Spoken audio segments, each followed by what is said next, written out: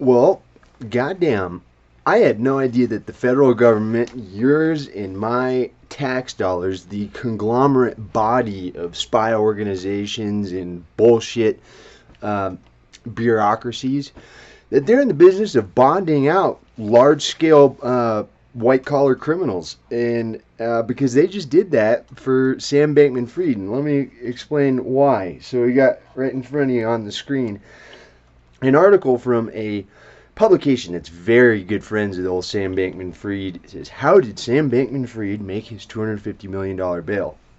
Now let me tell you, in my life, and I'm about to do a video on Illinois' new bail law. I've had two bonds in my life, $100,000 and $125,000 for marijuana, for literally fucking 6 pounds of weed, and I got sent to prison for it. And I'm gonna get oh, little doggy.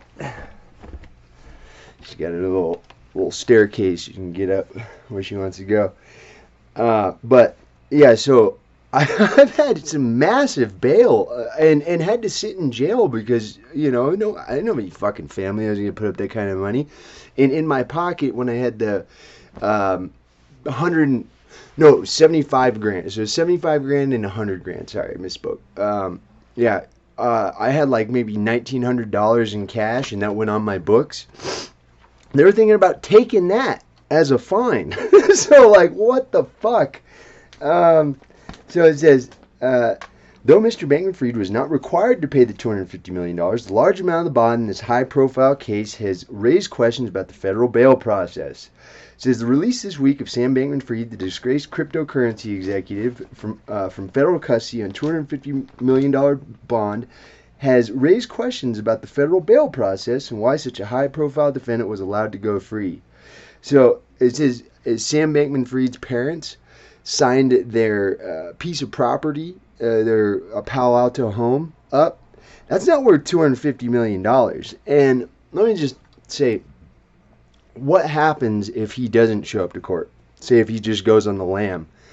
Are they going? Is the IRS going to go after him? Like, what the fuck? Typically, in state court, you have to give a bond up. You have to go to a bail bondsman with 10% of the money and offer, to have them basically as an insurance. So the bond company goes to the court and says, okay, we're putting up this $250 million bond on Mr. Bankman-Fried to let him go free. But in order to write a bond, because a bond is just insurance, they need to get like 10% of that money. Because what happened, like typically you go to court, even say if you even run on your bond, like say if Sam Bankman-Fried cut his ankle monitor off, because right here it says that he has to adhere to, he has right here. Yeah, he must surrender his travel documents and stay at his parents' house, must not open new lines of credit or start another business. He may not enter into any financial transactions of more than $1,000 except to pay his legal fees, and he agrees to be monitored electronically. That's typically reserved for sex offenders or people who are on like domestic violence. If you have like a victim in the area, Jesus, that was loud. It's some type of, you know, something that they're keeping you away from somebody. So he's got the SO ankle monitor, and that, like, I don't think that everybody who has an ankle monitor is a sex offender, because that's certainly not true in any regard. But typically that's what that's for, you know, in state court.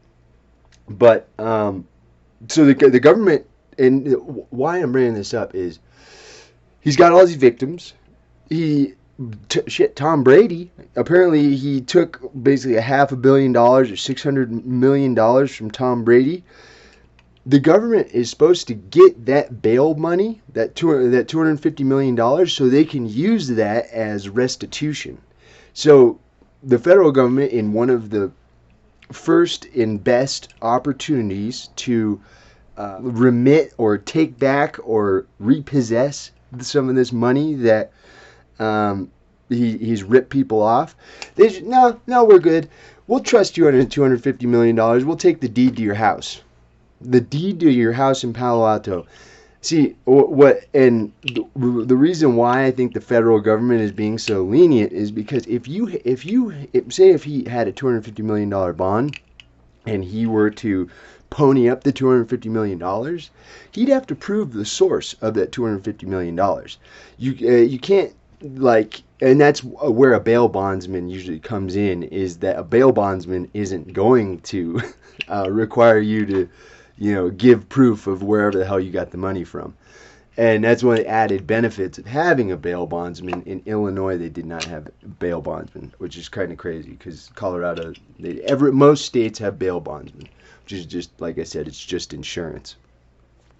Now, in my Fed case, I was let out on basically an OR, personal reconnaissance bond, but it was a pinner-ass case. It was transporting illegal aliens. And I'll talk about that. And I got another video that I'm going to do on Andrew Tate. I'm going to do 3 videos today. It's New Year, new me. Yeah, buddy. Anyway, so yeah, I just wanted to let everyone know. Sam Bankman-Freid didn't even have to give up the money to get out of jail. And I was going to do a video on this. I'm not going to milk out another video on this, but it's funny because he's going to get snitched on by his girlfriend Caroline, and supposedly he could influence his witness or the witnesses in his case now that he's out of jail. He could go to Caroline and say, "Hey, what if I give you $100 million? Would you shut the fuck up?" Because they didn't have to give it to the federal government to get out of jail. But she's going to get what is called a 2K1 departure in her federal guidelines, like when she's sentenced, which is beyond just acceptance of responsibility in the matter. It's like you basically are cooperated. You're a cooperating witness, which is not a good thing. And anytime when certain cars, like if I'm a white guy and I go to prison, they're going to want to know if you got any co-defendants for this exact reason. They're going to want to know. For real, that was the question that was put to me. You have any co-defendants? I was like, no. I was just charged with, smuggling illegals. And really, that was not a popular thing, a popular charge to have amongst the skinheads sometimes who run some of these prisons for the white guys. What? But anyway, enough about me. Sam Bankman-Freid is out of jail, and the taxpayers basically are footing up the bill. So, let's chew on that for 2023. Happy New Year. Like and subscribe. I'm going to be doing a whole bunch more videos this coming year about historical, basically the journey that our country has taken from a country with maybe 150,000 people in jails and prisons to basically a banana republic with a slave trade, not only in our country with 2 million people in prison of all different colors, of all different backgrounds, but also the jobs that we shipped out that are basically just ruining our country. And our corporations have created a whole slavery economy outside this country so we can have nice cheap things. So that's what I like to talk about. My name's Jay Krupka, and I'll talk to y'all soon. Peace.